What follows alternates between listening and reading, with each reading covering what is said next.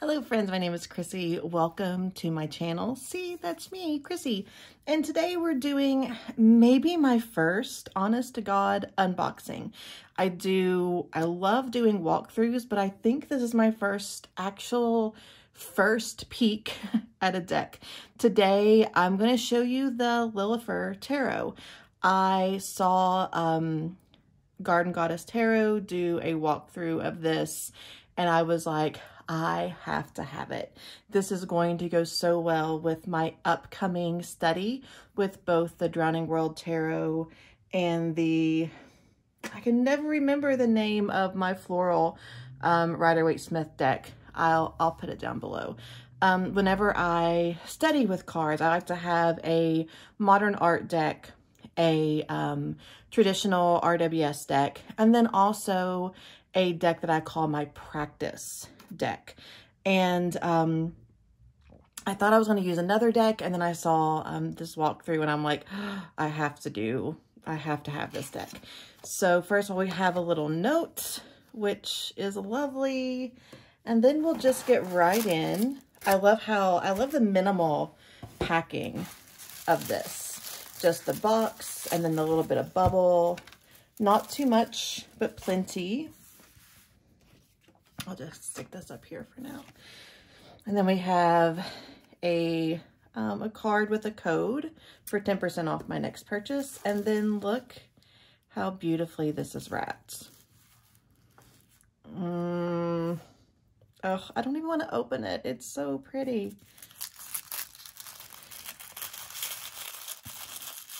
Let's see how much of the paper I can preserve.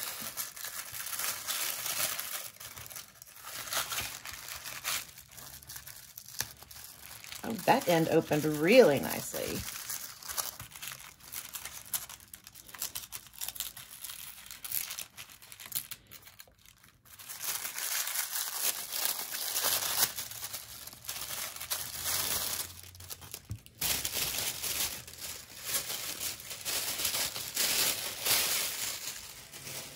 And friends, here we go. This is the Lilifer Tarot.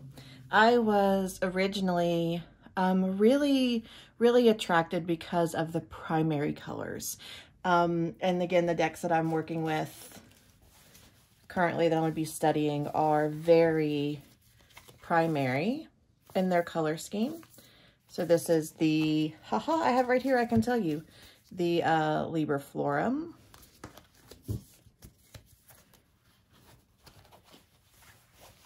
And then the Tarot for the Drowning World, which is also very primary. If you'd like a walkthrough of either one of these, let me know and I'll happily do so. But today, we're looking at the Lilifer. So it has a beautiful sleeve.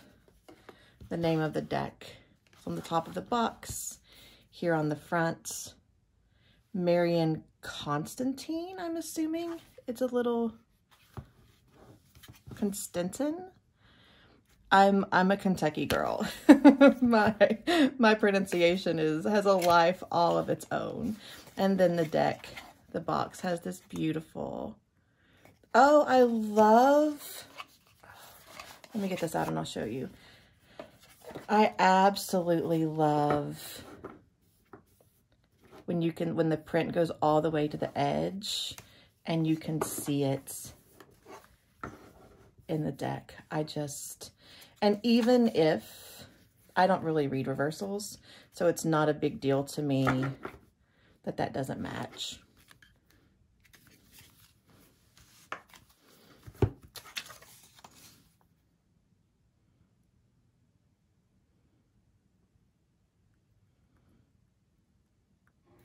So we have a few notes of errors that are in the deck. I appreciate that. And then here is the little white book. I really just want to color this in. I very well may. With the forward instructions, charts for symbols, and the zodiac, which I I am not super into astrology. It just really confuses me. So I'm excited to play with this without feeling like I have to know, with being able to use intuition, but then to have information if I want to go deeper. Then we have sacred colors, sacred principles, numbers, symbols, creatures, and then goes into a couple of spreads. Not a couple, 4. And then card readings. There is some keywords, upright and reversed for the majors, and then upright and reversed for the minors. It's a really nice paper. And then we move on to the cards. Again, they're not reversible, but for reversals, but again, I tend to not read reversals, so it really doesn't matter. And let's just do an absolute first impression, quick little walkthrough. So we have the Fool. I love all of the elemental symbols here. There's a lot going on, but you can see there's like this vibration here with the creature, this awareness that like something is changing at this point.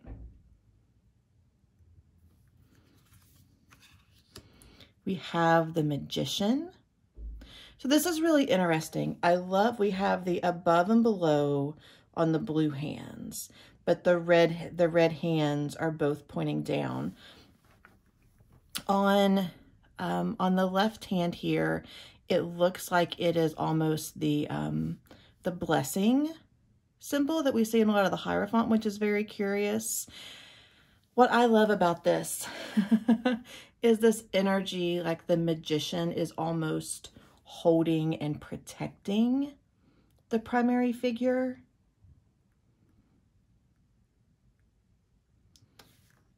This is wonderful. I'm really going to enjoy working with the symbols here. Oh, we have the High Priestess.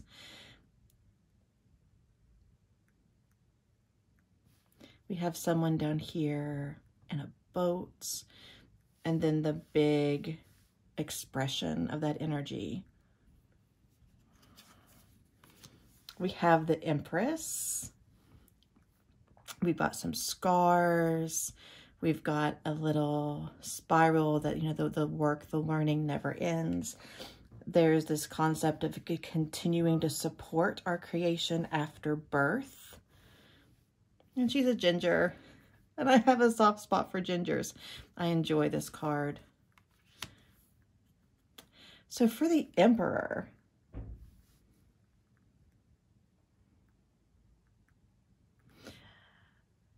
I'm aware there's multiple ways to read this. Is this figure quieting, like holding the finger up to the lips, pointing to the third eye? But what I'm most struck to, or most drawn to, is this I am, and this little 4-paneled square, so indicating structure and bringing our own energy down so that we can send energy up and out. I like this card. So this is interesting because the Hierophant looks very similar to the traditional, to the Devil with the 2 creatures. But there's a much more, of course, benevolent face here. But there's still like the apples that I would read as temptation. So still, I love the energy that I'm really getting from this card is a reminder to question authority, for lack of a better way to put it, to be aware of where we've grown our roots, but to be aware of that and to not make those assumptions and to not be held down by tradition. And how can we use tradition in a way that gives us roots and allows us to grow? I'm going to try not to take forever. We have the Lovers.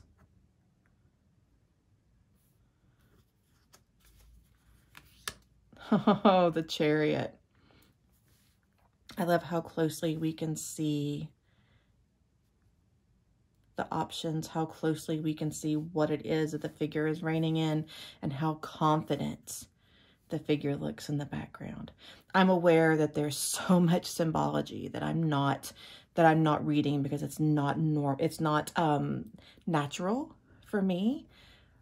And I guess I'm trying to show that you don't have to have an awareness of all of the astrological signs and symbols and meanings to get what you need to read with this deck.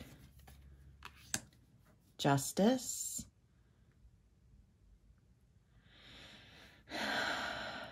And here I see yoga. I see someone prepping for camel. I see Tadasana. I see a low lunge.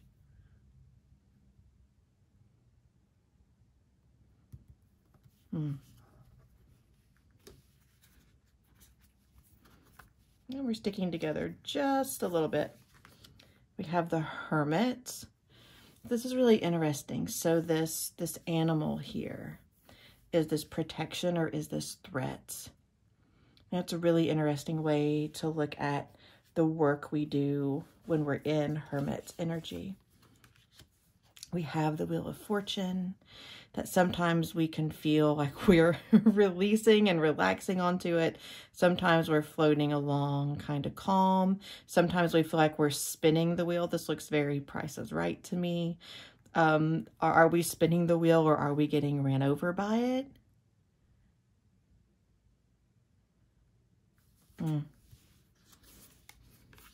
Strength is such a beautiful card. Becoming one with what we have, what has scared us, and what we've befriended. Oh my gosh, the Hangman. Completely supported by themselves. But still pretty stinking uncomfortable if you're going to stay there for very long at all.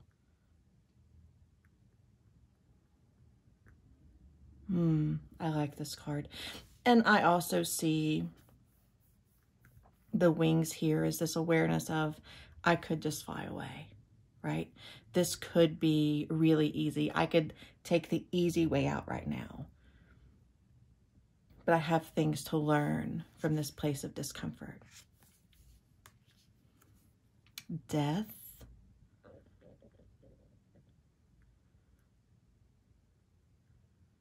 We'll just sit with this one for a bit. Temperance. What's leaving and what's coming in.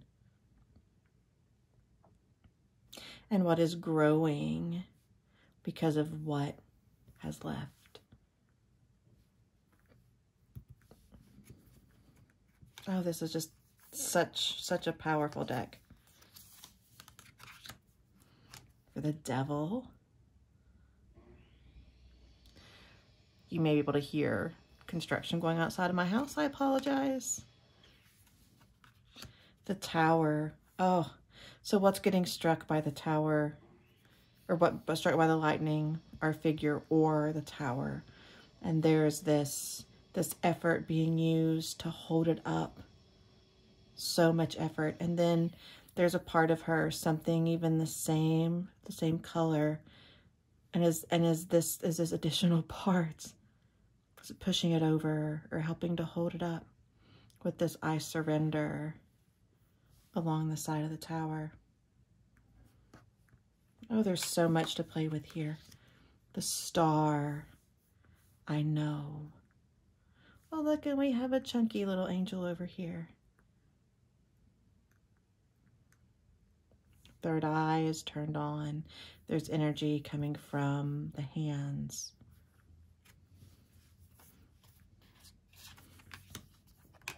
The Moon. So the Star was I know. The Moon is I believe. And again, all of these various experiences of the water. We've got someone in the shower receiving the water that's falling. We have someone on a boat.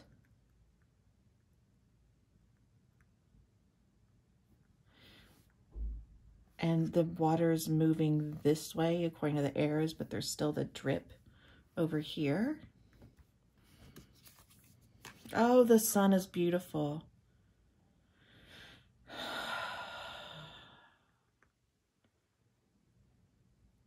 This is a beautiful card with the infinity.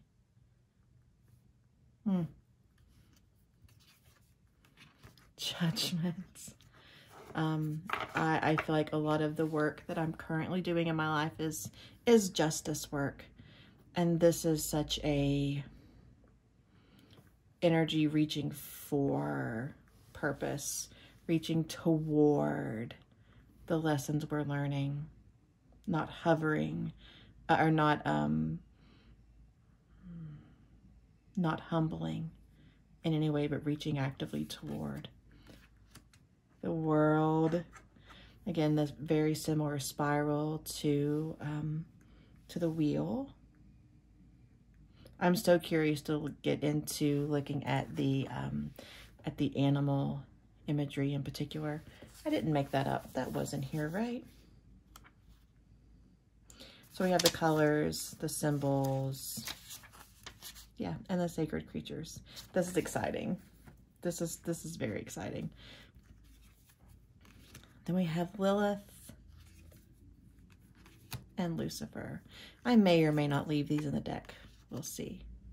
And then we get into the minors. The Ace. There's a 1 down here. The Ace of Wands. The 2. Almost like they're sharing a secret. The 3. We have that spiral again moving in.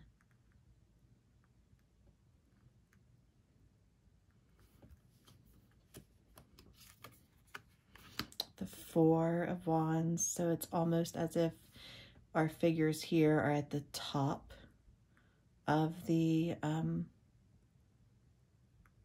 archway of the celebration. It's like they're making it up themselves. This reminds me, my husband's an Irish step dancer, and this reminds me of like the figures that they have in their ceilidhs and their group dances, and the feeling of community and sharing successes. I like this card a lot. The 5 of Wands really shows that conflict. I don't see a 5. Was there a 4 on this card, or do we just know? I guess we just know. That's fine. 1, 2, 3, 4, 5 Wands. But that's obviously the 5 of Wands. The 6 of Wands. The celebrating. And we have the wreath here on the snake. Dragon. Where are the other? The 7 of Wands. So this is a very common image for the 7 of Wands. And I'm really curious where it originated. With the, in the Prismavisions, it's the same, that was someone walking across. It reminds me of the show Wipeout. And I'm expecting to see like a big red ball over here.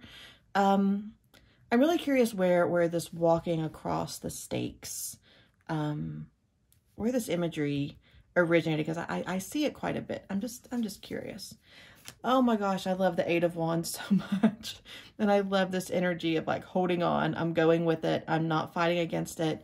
And also seeing other figures in that energy. I love that, like, I'm not alone. People have done this before. People will do this again. This is not insurmountable. Oh, I really like this card. The 9 of Wands.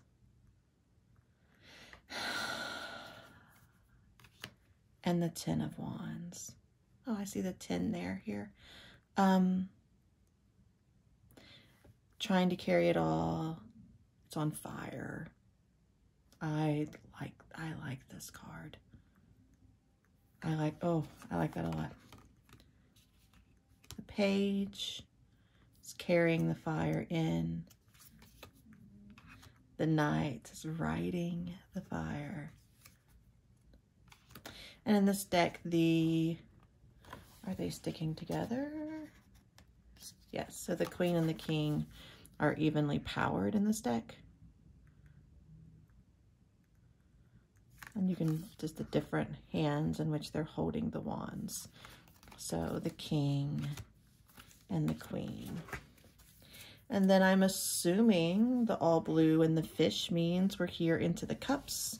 So we have the Ace, the 2. This has very strong Temperance vibes, right? The 3 in community. The 4. Do I really have the energy to take on this 4th cup? The 5.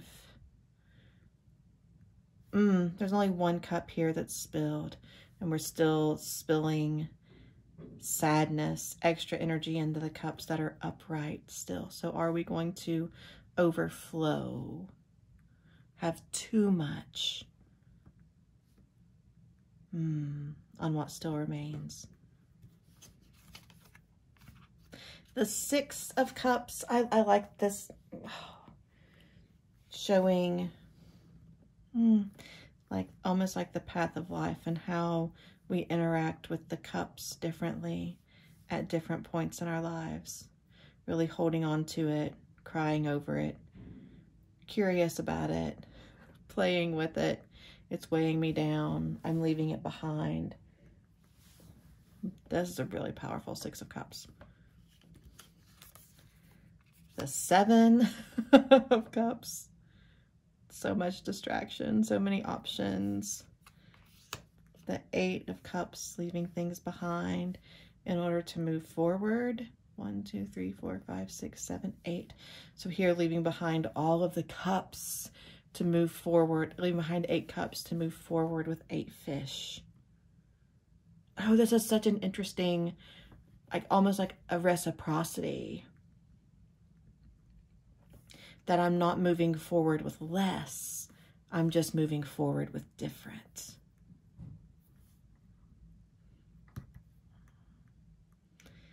This is, it's going to be hard pressed to beat this card as a favorite.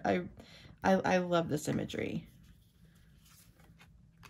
The 9 of Cups, looking fondly on all that we've gathered. And then the 10 of Cups, arms full.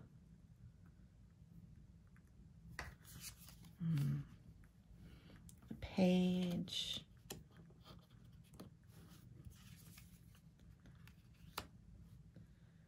The Knight. So the Knight here is in a boat instead of on a horse. I mean, of course, it's water. The King, there's the K down here in the corner. And the Queen. Oh, this is a beautiful card. My favorite suit. My favorite suit, moving into the swords. This is really interesting because I see this as the third eye. And are the wings carrying the sword's energy out into the world? Or is it like bracing for the landing to bring the sword's energy down? I like this card. Oops, sorry. The 2 of Swords.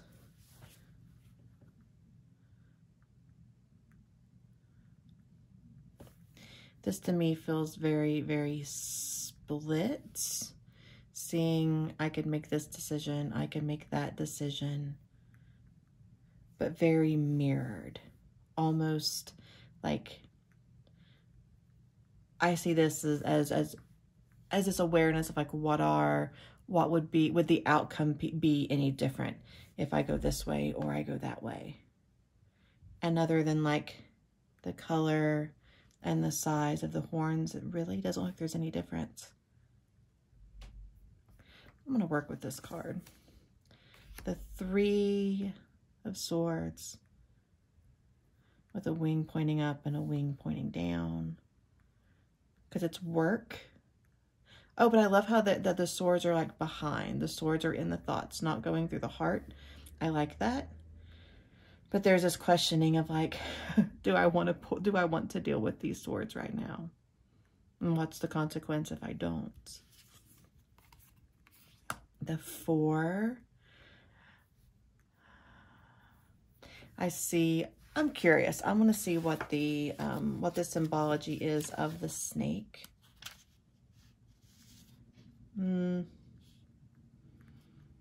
It's not here in the sacred creatures. I'll continue to dig through. But the snake is in a spiral here, which is evolution, expansion, connection, awareness, balance. So there is this energy. I mean, not that I don't know what a snake symbolizes. I was thinking if there was anything in the guidebook. But looking at how when we create boundaries, when we create intentional rest, how that can lead to a lot of insight. Even though I think the 4 of Swords is like this is more of a hermit energy, I think. You know, the bigger energy would be very hermit, but still this creating space for structured rest.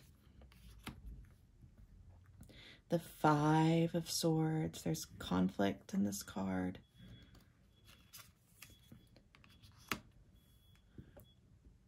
The 6 of Swords, and the 6 of Swords is typically my favorite card in the deck. This to me feels like a mix between the 8 of Swords with the swords around and the 10 of Swords with the sword stuck in. I'm going to have to work with this 6 for it to make sense to me, and that's okay. We have the 7 of Swords, this awareness of what we've left behind in order to carry a sword away, and what sense of regret or remorse will follow as the consequence of keeping a sword. The 8 of Swords,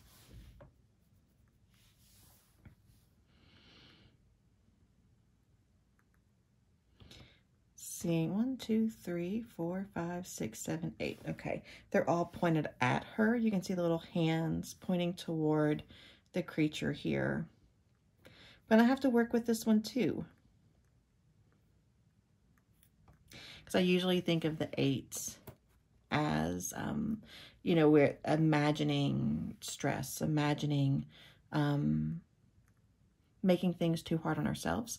I realize that this very well could be organized in a system that I'm not as familiar with, that I may have to do a little bit of work to make these cards fit into my traditional Rider-Waite-Smith brain, but I'm more than willing to do that for this deck. And also to understand, to widen my awareness of the cards and how they work and what they mean and what this card could symbolize as an 8 of Swords. I'm actually going to check the guidebook. This is where we'll start.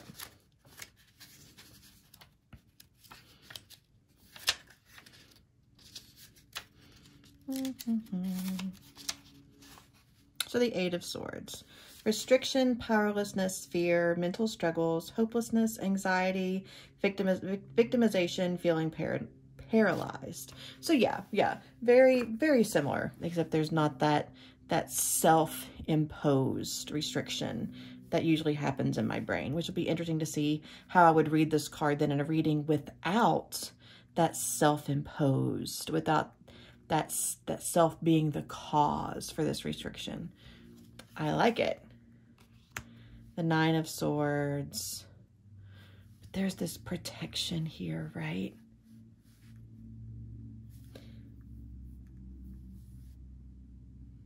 I like this card. And the 10 of Swords. Oh, it's really rare that you see the main figure holding, being in control of some of the swords in the 10. I like this. I like this a lot. The Page. Oh, of course, the Knight is riding a bird. The King. Oh my goodness, and the Queen. Oh, she just gave me chills. Six of Swords and the Queen of Swords are my, the cards in the deck that really mean something to me. And this is a beautiful card.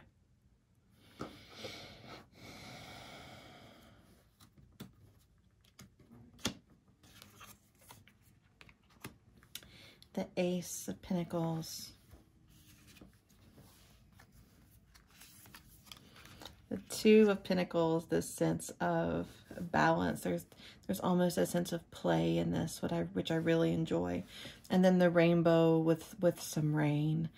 And that even what's beautiful sometimes is hard, and what is hard can still be beautiful.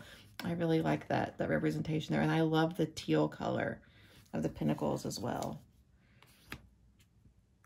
The Three of Pentacles, using cooperation, whether that's internally or the help from others to work on a goal. And then I love how this, to me, this dog here in the middle reads as like, I could really be getting in the way here by making things a little more difficult, and there's still a smile over here on this face. And even in the midst of like things maybe not going as smoothly as planned, still this ability to cooperate and do your own job while still like holding up and sharing. It's a pretty card. And in this Four of Pentacles, we see the four arms holding not just the pentacles, but the inner self. Man, that's a powerful card too.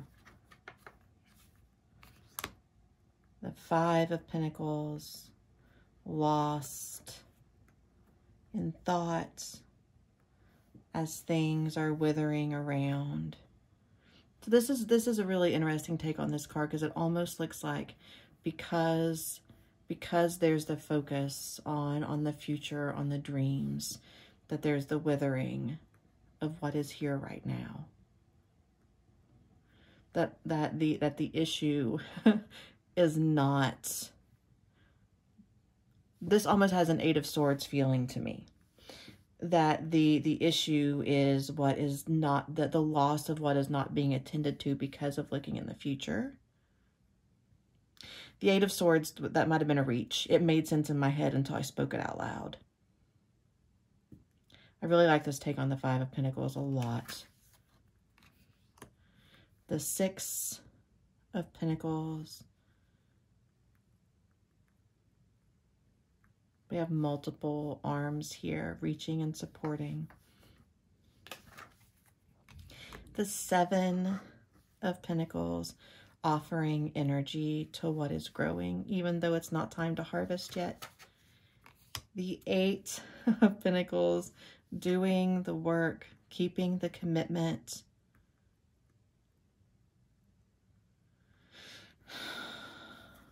I love that card. The Nine of Pentacles, taking a break just before the harvest, admiring the work. And then the 10. Okay, this is really interesting, and I really like this, speaking to how the completion of one cycle is the beginning of another, and how the pentacles here are results that we've hung upside down and we're walking through like this archway, or are the pentacles the roots for what is coming next?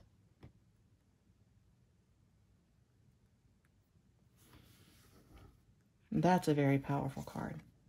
The Page. The Knight. The King. Oh, and the Queen. So this, my friends, is the Lilifer Tarot. I'm curious how it's going to shuffle. I know that this ring will get in the way, so I'm going to take that off.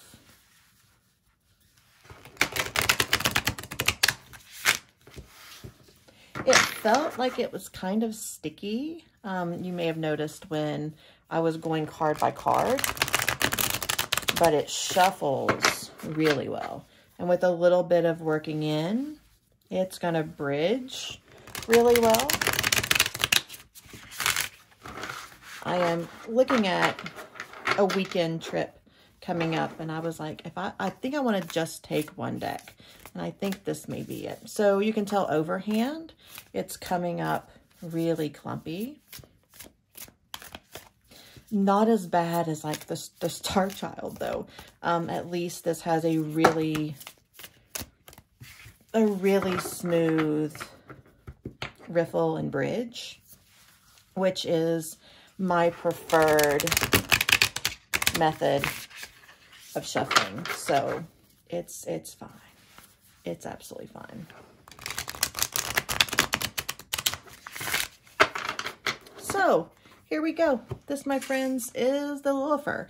As I work with it, I'll give you more of my thoughts moving forward. The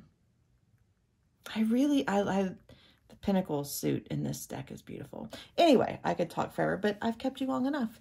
So if you have any questions, if there's any card you'd want to see longer, let me know. And you'll see these mixed in with the Drowning World and the floral RWS deck that I can never remember the name of. So if you enjoyed this video, like. If you want to see more of me, subscribe, and I'll see you next time.